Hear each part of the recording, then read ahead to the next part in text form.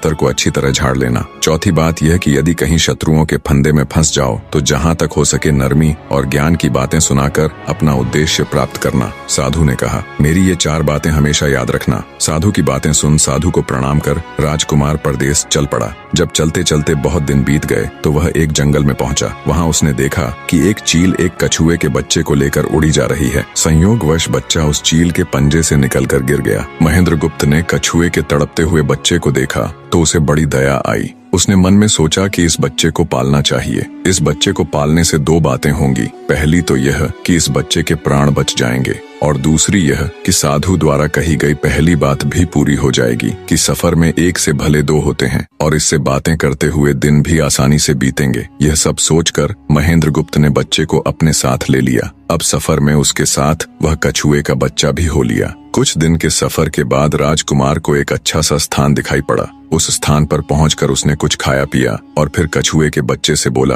तुम यहाँ बैठे रहना, मैं जरा थोड़ी देर सो लूं। यह कहकर महेंद्रगुप्त एक पेड़ के नीचे सो गया। उसी पेड़ के ऊपर एक सांप और एक कौवा रहते थे। उन दोनों का यह दस्तूर था कि जब कोई मुसाफिर उस पेड़ के नीचे ठहरता तो सांप उसे डस लेता और कौवा उसकी आंखें निकाल लेता। नाग ने जब सोते हुए मुसाफिर को देखा तो पेड़ के नीचे उतरा और राजकुमार को डस लिया। सांप के डसते ही तुरंत राजकुमार के प्राण पखेरु उड़ गए। कुछ देर में जब कछुए की नजर महेंद्रगुप्त पर पड़ी तो वह उसे मरा देखकर बहुत घबराया और महेंद्रगुप्त के ऊपर बैठकर रोने लगा। तभी कौवा भी पेड़ से नीचे उतरा और ज्यों ही उसने महेंद्रगुप्त की आंखें निकालनी चाही त्यों ही कछुए ने झपटकर कौवे की गर्दन को मुंह से पकड़ लिया। कौवे ने बहुत जोर लगाया मगर कछुए ने उसे नहीं छोड़ा। तब कौवे ने सांप को पुकारा। कौवे की आवाज सुनकर सांप आ गया। उसने बड़े जोर से कछुए की पीठ पर डंक मारा परंतु कछुए ने अपना मुंह भीतर कर लिया। सांप ने कई बार कछुए की पीठ पर डंक मारा किंतु हर बार कछुआ अपना मुंह अंदर कर लेता। जब सांप का कछुए पर बस नहीं चला